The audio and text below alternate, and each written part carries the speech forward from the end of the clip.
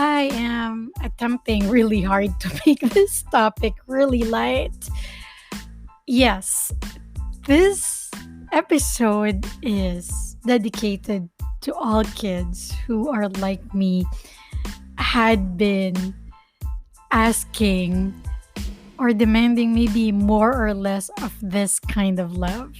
We were all kids, we all have parents. And so let's talk about that love, that relationship between us and our parents. And we'll try to make it fun. We'll try to make it light. I don't want anyone to be crying on this episode. And by the way, I'm not an expert. I also just did my research on this particular topic just to make sure that there's something that we will be releasing today. So, yeah, stay tuned and let's talk about Storge. My name is Lee, and this is Decapitated Thoughts.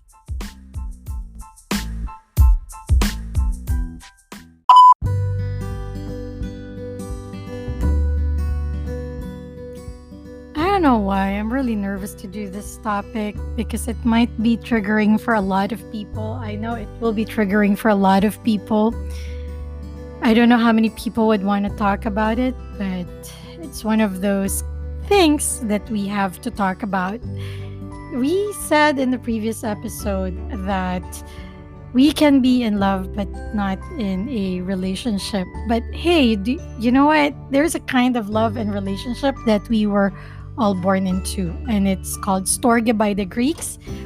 Familial love in proper English, and to us, it's that relationship with our parents. And whether we like it or not, stranger, we were born into that. And as I was doing my research for this, I did remember the book For One More Day with Mitch Albom, by Mitch Albom rather. It was about a baseball player who had some struggles coping with his mother's death. I remember there's a portion of that book where he talked about how his dad had packed his love in a suitcase and placed it on a shelf, therefore he can't reach it. So in a really nice way, his father was emotionally unavailable to him, whereas the mom just showered him with love. It's a really great book, and I would suggest that if you're in a bookstore or if you're looking for a new book to read, I would suggest that you go read that. But I can't remember when I read it. It has been a very, very long time. And it also gave me a thought, a wonderful thought. So what was the thing that we were talking about in the previous season? If I remember it, I'll say it. But in any way, here's a cliche that I remembered for this particular episode. Not season. What am I saying? Episode. I was just talking about the last episode. Anyway, here's the cliche that I remembered for this particular episode. That they said they would always say blood is thicker than water. Although I think that usually applies to siblings, but I think that should apply to parents and to their kids, particularly to the mom and the kid. Do you know that we leave ourselves in our moms? So it's not only that they give us their cells, not only that, do you know that you also inherit some of her fears? Yeah. In the 2014 paper published in PNAS, it shows that sense alone can pass fear onto newborns. That's what is stated under the inverse article for 5 scientific reasons you'll always be biologically attached to your mom. And part of that would be our cells are in our moms. And it was really mind-blowing to know that. And to rephrase this particular article, it says here that in a 2015 study in molecular human reproduction, They took some tissue samples of women who died during or just after pregnancy and were expecting boys. And they found out that in that in the brains, hearts, and kidneys of these dead mothers, they found male cells. So it's not just one way, it's two ways. They give us something and we give them back. So that makes blood thicker than water biologically. So if you feel like your mom had never loved you, to some biological degree, she did, and she will always be attached to you or connected to you. Now, I also found out that that bonding can also fail. And I guess that's also the reason why there had been a lot of advances in bonding the mother to a child in hospitals nowadays. So they would bring the child in and would lay the child on the mother's chest because according to researches, hearing the mother's heartbeat can strengthen the kid, right? By sound and by touch, there's actually a lot of chemicals involved between the brain of the mother and the kid, from the childbirth. And this is something that's not just being experienced by kids now. It is something that we also experienced when we were born. So technically, the bonding between the mother and the child is locked forever by science, you know. And so I believe that a mom would never forget their kid, even if they had have the kid adopted. Um, Expecting parents would have a different brain structure from before they had kids, mainly because a lot of different hormones are really just going up into their brains, right? One hormone that is particularly excited would be your oxytocin and the prolactin, which would be the mothering hormone. Actually, prolactin is also the fathering hormone. This particular hormone is present both in our mothers and fathers when they were expecting us. Um, okay, just to give everybody like a really, really nice trivia, there is a hormone that is responsible for monogamy. And having to take a look at that, I kind of think that maybe men, they don't really want multiple partners. And a lot of people had told me before that when you have a kid or when a guy would have a kid, it would be really different. I think so too. If there is a hormone that is responsible for monogamy, wait, I'm looking for it.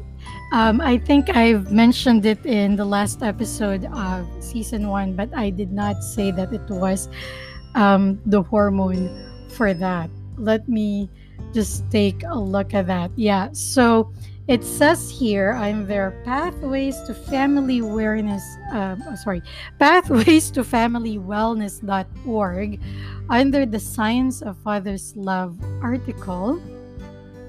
Vasopressin is the monogamy hormone. It fosters commitment. So for you girls who would want to argue that with your partner, maybe that's a good way to argue with your partner. Maybe you have to find a way to take a look at how to induce that particular hormones in their brains. Now, I did not research how to do that, but maybe in the future we can talk about it. But yeah, so isn't it isn't it mind-blowing? There is an actual hormone that is responsible for monogamy and commitment.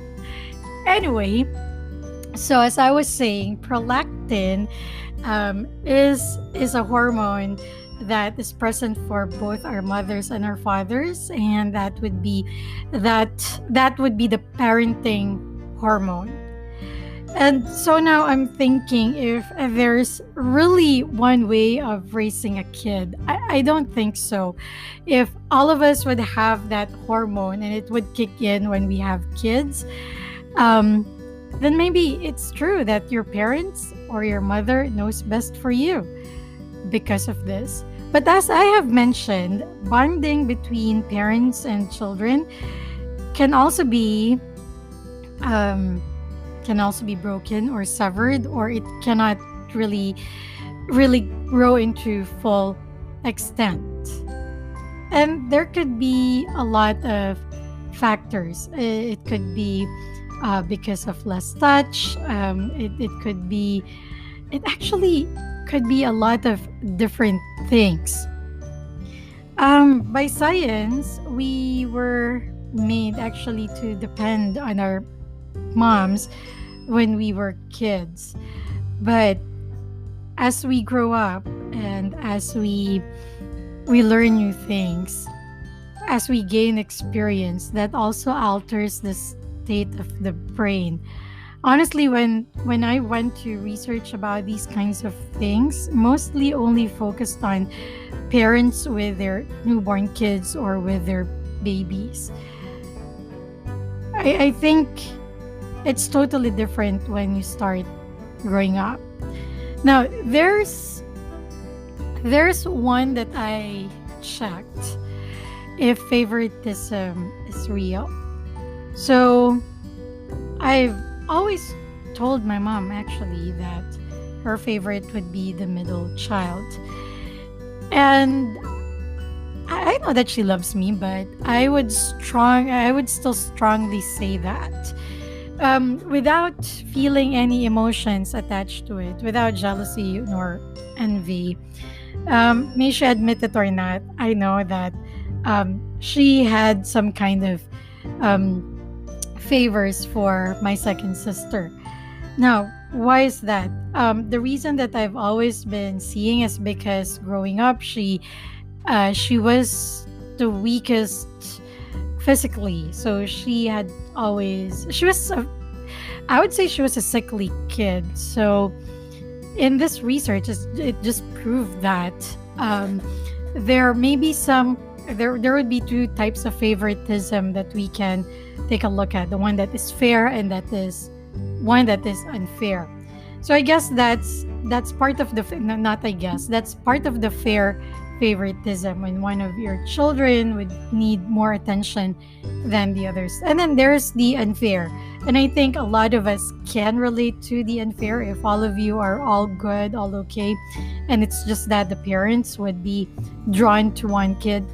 It strengthens the bond, but to the other kids, it usually would be a little bit different. So, in what I've read from the article, usually the recipient of the favoritism would be either the firstborn or the youngest.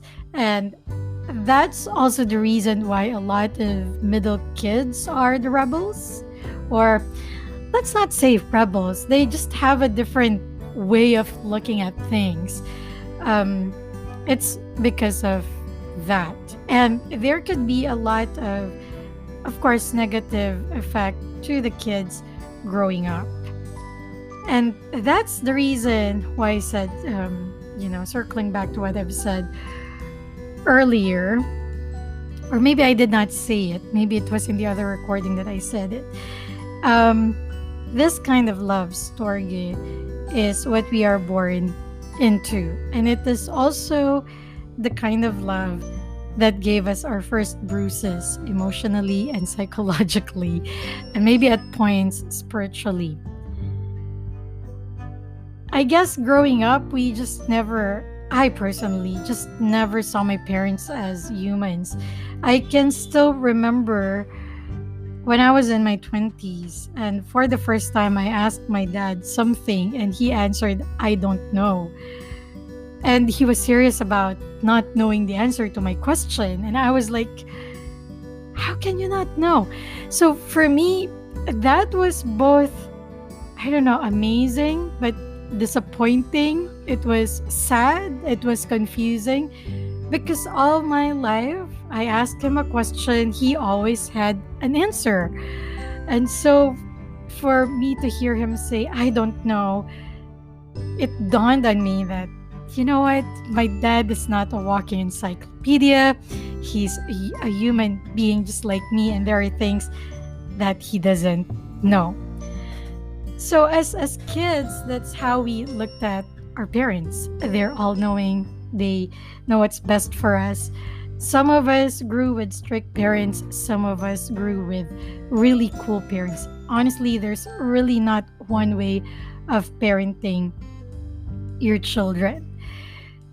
It has a lot to do with the way that you were also raised. It has a lot to do with your belief, of course, your culture, and where you are raising the kid and the circumstances around you having your kids. When people would ask me if I want children, I honestly don't know the answer to that. On one point, it would be so nice to have one, you know? There's always going to be someone who would love you aside from yourself. By science, they would love me. Um, whether they like it or not, they would always be bonded to me, as I've proven it here. And I could make them listen to this podcast in the future, and they would know what I have found out. But aside from that, it would be just really nice, like that. But on the other hand, you're going to be taking care, I'm going to be taking care of another human being. I'm going to be responsible for somebody's life. I'm going to be partly responsible for what kind of person this kid would grow into. And to me, that's just really scary. I'm not a parent, but when I look at my nephew and I think of all the things that he would have to go through from 7 to 37, I just am scared for him. I would want to protect him, and I'm not even his mom. So I can just imagine what my sister feels when she's having all of these thoughts at 3 a.m. You know, it could have been the same thoughts that my parents had when I was a kid, but really, it's scary. And he's not even my kid, so I honestly don't know. I would be happy if I get one. I am fine not having one as well. I don't know what kind of mother I will be, but I can just imagine that I would tolerate their bad deeds because I tend to spoil people around me. So I think I'm gonna be that kind of mom. I'm gonna spoil all my kids. I can't say that I won't have any favorites, but I'm gonna spoil all of them. Now, in my research, I also did check if it's possible for parents to not love their kids. And according to Psychology Today, it's possible. So there are reasons parents fail to love their kids. I can go through them really, and you would realize that most of these would be stemming from the kind of love and relationship that they have received from their parents as well, and as well as the lack of self-love. So according to this article, it says that many parents have a negative self-image which they unwittingly extend to their children. So by science, it also said that your mother can pass on their fears to you. Parents who are underdeveloped or immature experience their children as unwanted, intimidating dependency load. So that's number 2. Number 3, many people find it difficult or intolerable to accept love, in particular the simple, direct, loving expression of children. Parents have unresolved trauma in their own lives. Having children reminds parents that time is passing and tends to increase their death anxiety. Parents tend to use their children's immortality projects, which has a destructive effect on their offspring. Parents' unfulfilled primitive hunger for love and care from their childhood causes them, in turn, to focus these strong desires on their children. Due to inadequate or problematic parenting styles, many children develop traits that are unlikable or intolerable. So there are reasons why a parent would not love their children. And according to the mothering website, mothering.com, and it can actually start from childbirth. Yeah, it could be from that point that um, that particular bond would have been severed. But as I said, you and your mother, particularly, would always be connected to some biological degree because you have each other's cells and DNA running into your blood.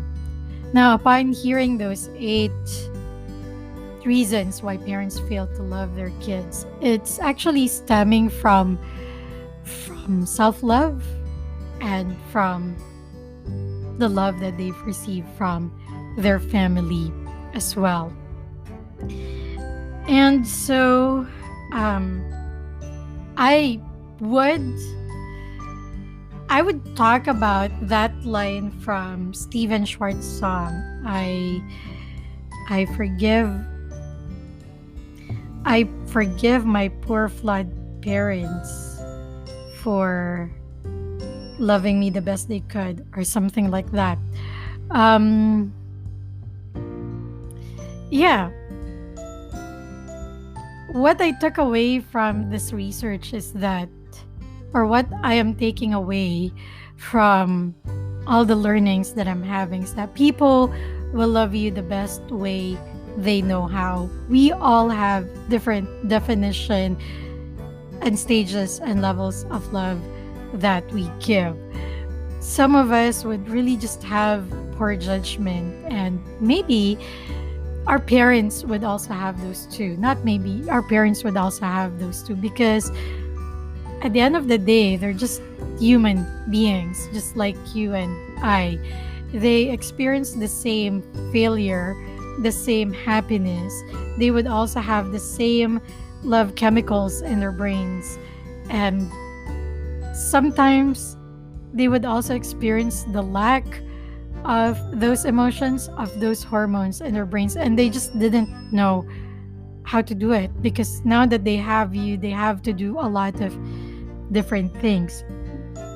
In one of the articles that I've read, loving parents, parents who love each other, or parents who would nurture their relationship within each other, would have better offsprings, no matter what their parenting styles would be, because the kids would have something to look up to. The kids would see, like, we would develop a healthy idea of how love should be, of how give and take should be. But not all of us are born into that kind of love. Not all of us are born into that kind of family.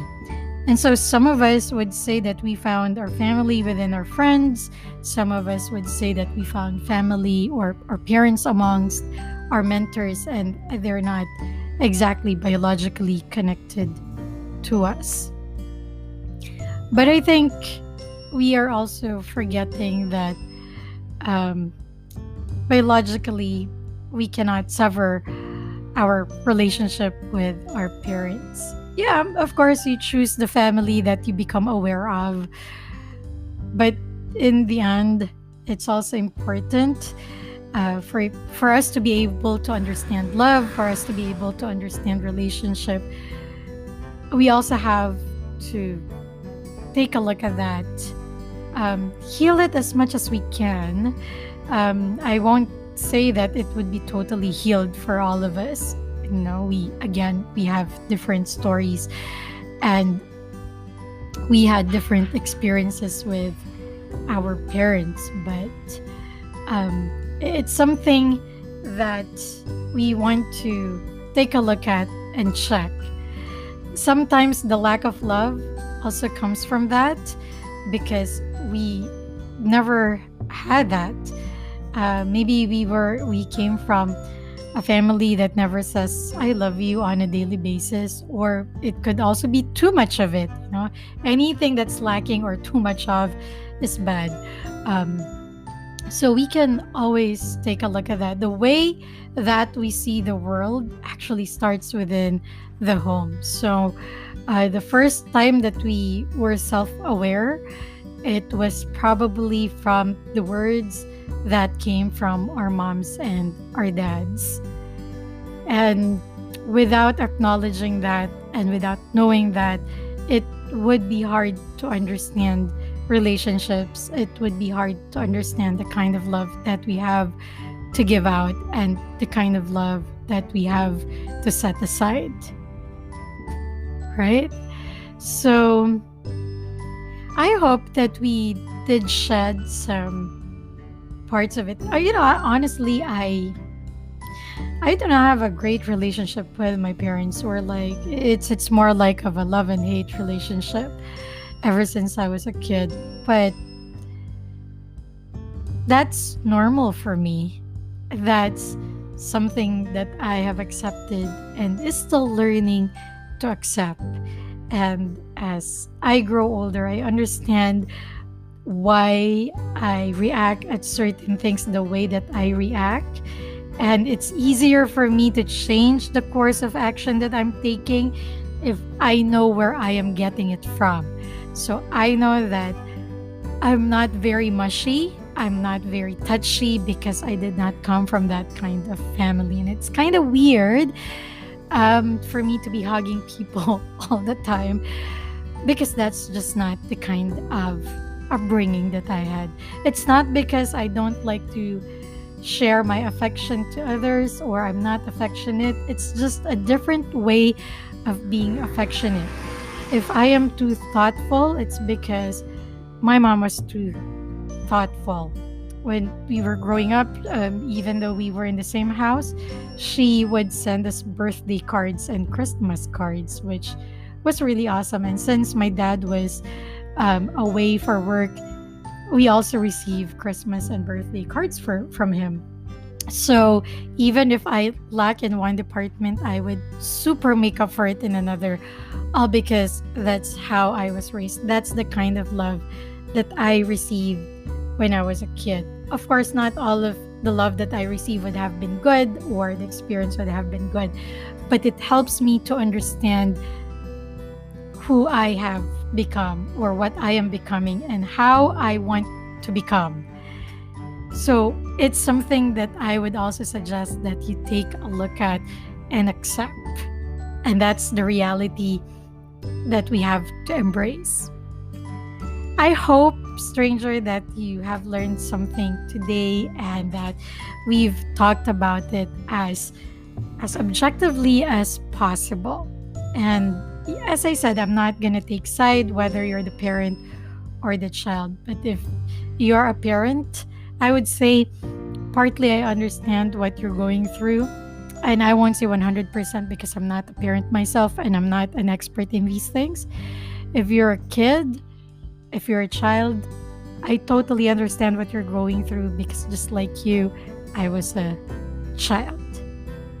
And in the next episode, we will be having a different portion. We'll call it Telltales, and that's when we start our interview portions. So I will be recording that over the weekend. I hope to see you again, stranger. Stay tuned, and if you like this episode, and I hope that you did, make sure that you follow or subscribe to this podcast. I'll see you, stranger. Have a good day. Have a good week.